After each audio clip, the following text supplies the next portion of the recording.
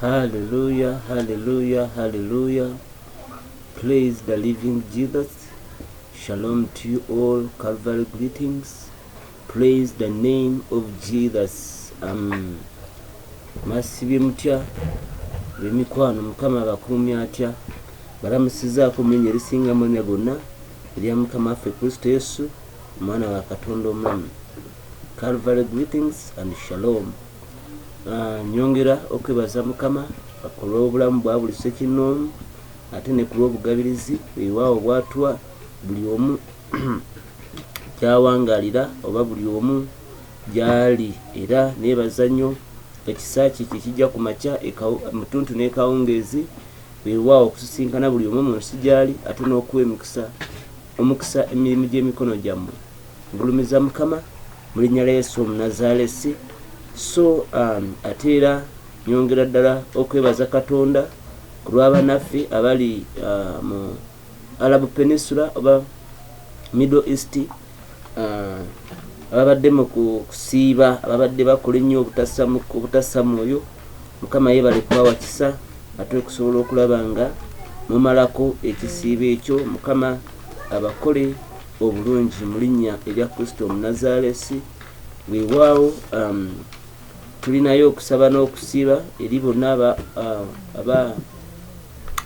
abaana abakolera eyo mu mawanga. So Gate of Heaven Ministries twateekawo okusaba n'okusiiba kwa nnaku 3 eryamumweka. So okuva ku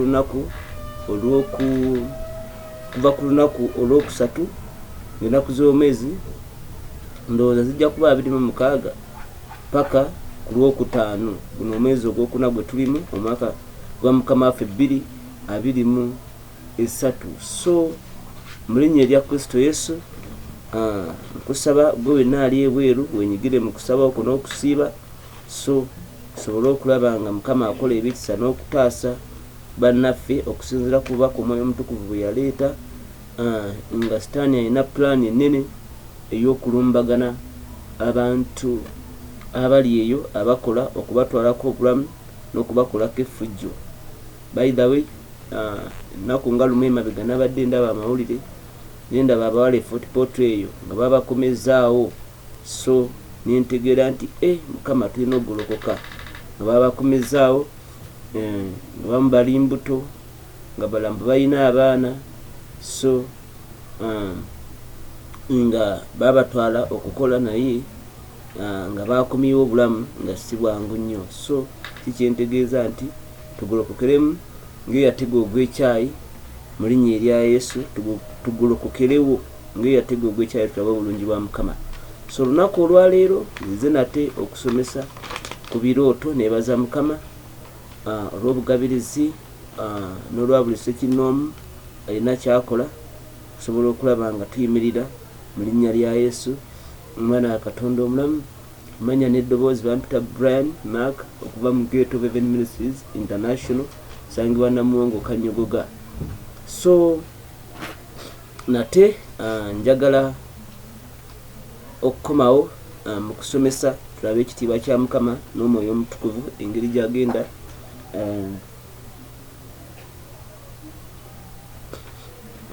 okututwala tulabe bye tugenda okuyiga. Ekisooka leero tuleese eki, twagala okuyiga ku kirooto dream about coffin, oba ekirooto ekikwata ku keesi, ekirooto ekikwatagana ku keesi y'abafu, oba dream about coffin, dream about coffin. So n'olwekyo tugenda kutandika ne Bayibuli. Kigambo kya Mukama kyogera kitya? Tugenda kusinzira mu kitabu kya Isaiah 28 olunyiriri olw'18 lugamba lutya? Lwe lugamba nti n'endagaano gye walagaana n'okufa erijjulukuka, so n'okutabagana kwammwe kwe mwatabagana n'amagombe tekulinywera. Mukama yeebazibwe. So haleluya, endagaano gye mwalagaana n'ekufa rijjulukuka n'okutabagana kwe mwatabagana n'amagombe biwaawo nti tekulinywera. Kitegeeza ki mwana wa Mukama? So ekyo kyawandiikibwa n'ebirala bingi bitulagira ddala nti Katonda yatuteekerawo ffe abakkiriza okumanya okwebuziba ku bintu eby'omwoyo oba ku nsi ey'omwoyo. Bulijjo mbagamba nti omwoyo gwe gufuga omubiri, omwoyo gwe gufuga omubiri. So kitegeeza ki? Nti bwe tumanya biki ebigenda mu maaso mu mwoyo ne mu nsi ey'omubiri tusobolera ddala okuwangula. Bayibuli egamba mu Proverbs nti omuntu alina amagezi aba w'amaanyi, weewaawo alina okumanya ayongera obuyinza. So ekyetuleeta okusomesa be bantu okwongera obuyinza mu linnya erya Yesu. N'olwaleero ogenda kufuna okumanya oyongere obuyinza nga twogera ku kirooto ekya coffin oba ekya keesi y'abafu oba casket. So njagala oteekeyo amatu kubanga omwoyo gwe gufuga omubiri. Buli lwoloota ekirooto kino Mukama aba akubikkulira biki ebigenda mu maaso mu nsi ey'omwoyo. So omala okubimanya n'oyimirira okukola ky'ogwanidde okukola, owangula. So bw'owangula ekitiibwa kya Mukama ne kirabisibwa. Naye bw'otabitegeera osobola okubeera mu busibe naye nga tokimanyi nti oli musibe, n'otambulira mu busibe ebbanga lyonna ery'obulamu bwo ng'okaaba bukaabi ng'osinda businzi. So kye kireeta okusomesa kuno osobole okubaako ky'otegeera. Ekisookera ddala ngenda kusaba vidiyo zino bwe ziti ozishiyalingire banno, oba links zino ozishiyalingire banno basobole okumanya, basobole okuyiga ku lw'ekitiibwa kya Katonda ate nabo bafune eddembe. Ekisooka coffin etegeeza ki? Coffin etegeeza obukalu mu nsi ey'omwoyo, etegeeza kye bayita obukalu oba okubanga ettabaazayo ebeddemu mu nsi ey'omwoyo. So ate era coffin etegeeza enkomerero eri omukisa gw'obadde olaba. Ekyo na kyakubiri. Namba 3, coffin etegeeza okufa bufumbo eri omufumbo, okufa mu bufumbo oba marital death, obufumbo bwo okufa oba okukyankalana, and financial death ye namba 4 mu byenfuna gwe obanga olimu na bya nfuna. So buli omu njogera omanyi kubanga osobola okuloota coffin ng'oli mufumbo, n'omukozi wa ssente n'aloota coffin oba ayina emirimu gye nga si mufumbo naye n'agiroota. So kati tekitegeeza nti byonna bitegeeza kimu. So mu eri ey'obulamu mw'otambulira buli gye kijjira, so kyengezaako okunnyonnyola. Kitegeeza okufiirizibwa mu byensimbi, kitegeeza eby'omu maaso gwe omusomi oba gwe atandika okuweereza, kitegeeza okufa, future y'okufa n'obuweereza bwo. Ate era kitegeeza short life span oba obulamu obutemeddwako obusaliddwako. Ekirala kitegeeza coffin etegeeza oba case etegeeza demonic imprisonment oba mu Luganda kye bayita nti okuwambibwa emizimu. Ekirala etegeeza loss of power, gifts and direction oba okufiirwa amaanyi ebirabo n'endagiriro. So buli lwolota coffin endala ekirala etegeeza evil dedication oba evil dedication and sacrifice. So oba etegeeza nti obuwonge obw'ekizikiza oba obuwonge obweso kitegeeza oba olina gye batwaliddwa okuwongebwa. Ekirala etegeeza warfare battles entalo ezo zitagenda kuggwaawo. Ekirala etegeeza the life of helplessness obulamu obutalimu kuyambibwa. So ekirala etegeeza okulemererwa. Mu linnya lya Yesu Omunazaalesi gwe tugenda kulemererwa ogenda kuba muwanguzi n'okukirawo. Kale atuyongere okukirisa ekisooka buli lwolota coffin oba buli lwolota keesi kaba kabonero akalaga nti obulamu bwo bunaatera okusalwako. Gwe gy'okoma okulota coffin kaba kabonero k'amagombe guba muzimu gwa kufa nga gumaze okutandika okuyingirira generally ekirooto ekyo. So kiba kikubikulira okutandika okulwana n'amaanyi g'emagombe agagala okugolokokera ku bulamu bwo. Ekyokubiri nti coffin weewaawo buli gy'okoma okulota coffin naddala either ng'eri waka oba nga gw'ogiraba bulabi esobola okutegeeza gwe oba abamu ku bantu ab'omu family oba abantu ab'omugaso. So guba muzimu gw'emagombe ogwagala okugolokoka okutwala obulamu bwo. So mu linnya erya Yesu Omunazaalesi nja kuyambako okutegeera ekyokola osobole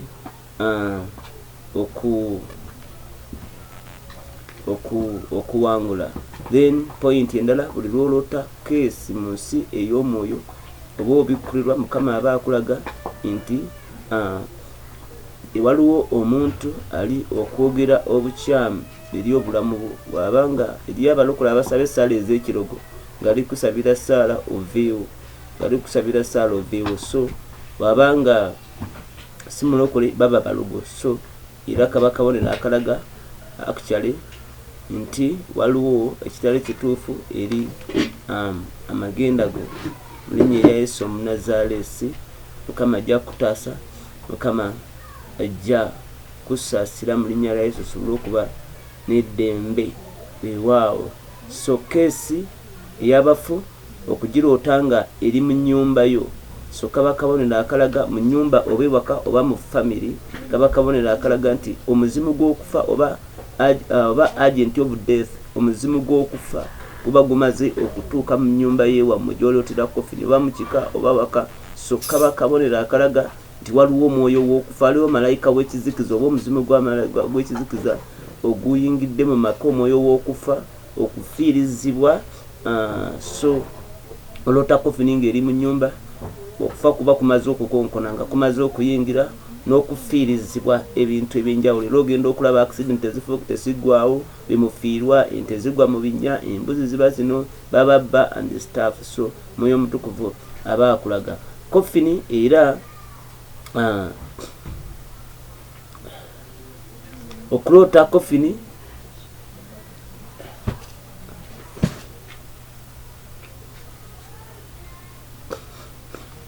okulota coffin nga nkalu, golaba bulabi coffin naye nga nkalu, nga yebikudde nga nkalu, kaba kabonero akalaga nti setaani ali ku programminga ekibi mu bulamu obwo, oba setaani ali kwasamiza magomba okuyingira coffin, oba ali ku setting obusalo obubi eri obulamu bwo oba eri program zoli okugoba. Mu linnya erya Yesu tekijja kubaako bw'onoomanya ekyokukola. So omufu mu coffin okulaba omuntu mukwano gwo neibawo oba ani mu coffin kaba kabonero ekisooka akalaga okufa, kategeeza okufa kyekisooka. Kaba kabonero akategeeza okufa. Ekyokubiri kaba kabonero akalaga nti omuntu oyo ali caged, nti alina embeera etali ntuufu, omulabe mwamukwatidde. So kaba kabonero omwoyo omutukuvu kakulidde okugolokoka okwegalira n'okusabira omuntu oyo nti kubanga omulabi mu coffin kitegeeza okufa. Ekyokubiri kitegeeza ayinza okubanga si kufa naye nga Mukama akulaga nti obulamu bumwetoolodde. Sitaani yamukwata n'amufunziza wano abiri mu kweraliikirira, obulamu obutaliimu ssuubi, obulamu obw'endwadde n'ebifaananawo ebityo. So Mukama aba akikubikulidde okusobola okuyimirira n'omuntu ekitiibwa kya Mukama kirabisibwe mu linnya erya Yesu Omunnazaaleesi. Actually buli lw'osabira omuntu Mukama Katonda naawe akukola obulungi. Tutunulira Yobu yasabira banene Mukama n'amutaasa n'amuddiza. So ate era tutunulira Paulo Peter yali mu kkomera ne bamwegayirira ab'ekkanisa ne bamuta. Ekitiibwa kya Mukama ne kirabisibwa mu linnya erya Yesu Omunnazaaleesi. So okulaba coffin ng'ebuuka mu bbanga oba okulaba casket ng'ebuuka mu bbanga oli mu kirooto n'ogiraba ng'etambula naye nga teri agivuga oba ng'eri ku fulo ng'etambula nga yevuga ejja gy'oli. So kiba kitegeeza there is a spirit of darkness, wabaawo emyeyo gy'ekizikiza egiri okukunoonya either malogo oba emyoyo gy'okufa, emyoyo gy'amalogo, emyoyo gy'okufiriza, emyoyo gy'okulemererwa. Mukama aba akubikulira nti waliwo amagombe, waliwo emyoyo egigolokose eziri okukuyiga n'okunoonya weewaawo okuwanula gy'oli oba okunoonya obulamu bwo okubutwala. Naye mu linnya erya Yesu Omunnazaaleesi terijja kutuukako. Kuloota owooluganda ng'ali mu coffin oba muganda wo, brother wo, sister wo, maama, kaba kabonero akalaga okumusabira ne famire yonna, kubanga babaawo omwoyo gw'okufeera ali okubayiga mu kika ng'oviira ddala ku oyo gw'oloose oba olina okutandikira. Mukama ajja kutaasa. So coffin ng'ebuuka nakugambye kaba kasaale ekyo nakigambye, then eryo kye bayita okulaba coffin enjeru nga buli lw'oloota ebibaka oloota coffin enjeru, oloota coffin enjeru oba keesi enjeru, white casket. What does it portend? Spiritual, omwoyo omutukuvu aba akubikulira. There is a spirit of deception. Lwaki? Kubanga Setaani amanyi okukamafulejinga najjira mu white okubuzaabuza. That is why n'abasamize emisambo gye bagirabira nnyo mu kanzu enjeru n'emizimu gyabwe. Lwaki? Gino giba myoyo gya kizikiza naye nga gyekweka mu butuukirivu mu kifaananyi eky'obulungi. Era bwe tutunulira kubikulirwa, waliwo embalaasi enjeru eyaliko ng'agituddeko akutte akasaale, akutte omutego. So kubikulirwa abaasomera Bayibuli mumanyiyo kaali kabonero akalaga nti eno yali malayika ya kizikiza weewaawo eyali azze okuteekateeka olutalo olw'oluvannyuma Great Tribulation egenda omalawo emyaka 7. So coffin enjeru oba keesi enjeru kaba kabonero akakulaga the spirit of deception. Tekitegeeza kufa, no, but it is the spirit of deception. You are nti osobola okuba ng'olina emikwano gy'oli nagyo gy'otambula nagyo nga Mukama akubikulira nti abantu b'oliko balimba, abantu b'oliko bakufera. Tugeze opulaninga genda Dubai, opulaninga kugenda Qatar, opulaninga kugenda America, opulaninga kutandika business olina b'oli okukolagana nabo n'olooto ekirooto kino. Omwoyo omutukuvu aba takulaga nti kutula and stuff, no, aba akulaga nti abantu b'okolegana nabo balimu omuzimu ogw'obulimba, bagenda kubba, bagenda kufera atookabe. So Mukama aba akutaasa. Obanga olina ekkanisa gye wayingidde, obanga olina nabbi gwe wasinkanye n'ayogera byayogera, so biyinza okuba bituufu gy'oli, naye Mukama aba akulaga omuntu oyo ali full of deception. Deception, he or she is deceptive. So nti mulimba aba ayina amaanyi gakozesa agatali ga bwa Katonda ag'ekizikiza okuleetera okubikulirwa okwo abeva kusoboka okubanga kutuufu. Kyova olaba I always tell people nti it doesn't mean kubikulirwa ani akuwadde, it doesn't matter nti si bye bakulagudde, naye olina okumanya lwaki. Kubanga Sitaani alagula n'abagenda mu masabo balagulwa ebituufu era balagulwa ddala ebiri ku bulamu bwabwe. So si nsonga wajjye information oba nabbi oba ani, olina okutegeera omuntu ono ddala obanga muntu wa Katonda obutasobola okwewala okugwa mu bintu ebifaananawo ebityo. So black coffin etegeeza spirit of darkness and lack of control. omwoyo w'ekizikiza Mukama abakulaga nti waliwo amaanyi ag'ekizikiza era agali okukulumba. So Mukama akutaase. Ate okuwulira eddoboozi nga liri mu keesi nga lyogera,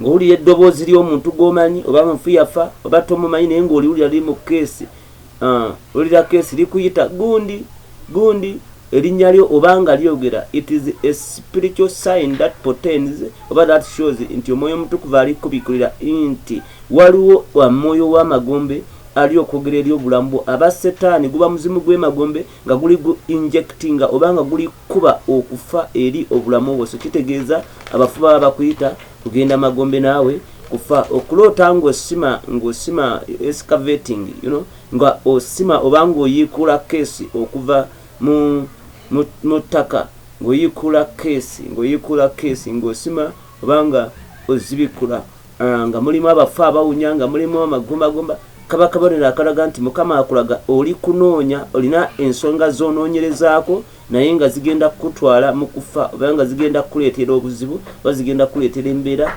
etagenda kuba nnungi gy'oli. Mukama akutaase maanyi ag'omwoyo omutukuvu. Ate okuwulira omwana ng'ali mu kofini, oba owulira omwana eva ng'ayogera mu kofini, oba olaba akalambo k'omwana mu kofini, oba olaba akaana akato, oba nga oli mukazi, so kiba kitegeeza okusaba. Sitaani aba ayagala kujjamu lubuto lwo era oba tuba tulugenda kukula. Oba olina omwana ayonka, kaba kabonero akategeeza okufa. Ate oba ng'onoonya mwana nga tomulaba, kaba kabonero akategeeza obugumba nti waliwo yakuloga obutazaala, oba olina kugolokoka osobole olubuto lwo oba lwazikibwa, oba olina okugolokoka olwane. Ate okuloota nga otunda keesi oba nga ogula keesi, oba nga emirimu gyo giri mu department ya keesi eyo nga byokola ebyo, Mukama aba akulaga nti Setaani ayagala kukozesa mulimu gwo, weewaawo ayagala kukozesa mulimu gwo okwonoona emirimu gy'emikono gyo. Ate oba si byokola, kaba kabonero akategeeza nti beetaaga deliverance. So biba tebifaanawo ebiti, weetaaga okugenda mu ministries oba mu buweereza oba offeringa deliverance osobole okufuna eddembe, oba weetaaga okuyita mu buweereza obukola deliverance osobole okufuna eddembe. For example, waliwo one of followers of Jesus, waliwo omugoberezi omu wa Kristo, alina obuweereza mwaweereza, muweereza wa Mukama, alina obuweereza bwaweereza amaze ebbanga eriwerako, si ddene nnyo naye ng'aweereza, naye nga buli lwayingira mu kkanisa omutwe gumuluma, buli lwayingira mu kkanisa omutwe gumuluma, buli lwayingira mu kkanisa awulira ng'asaanawo, buli lwayingira bw'afulumamu n'atereera.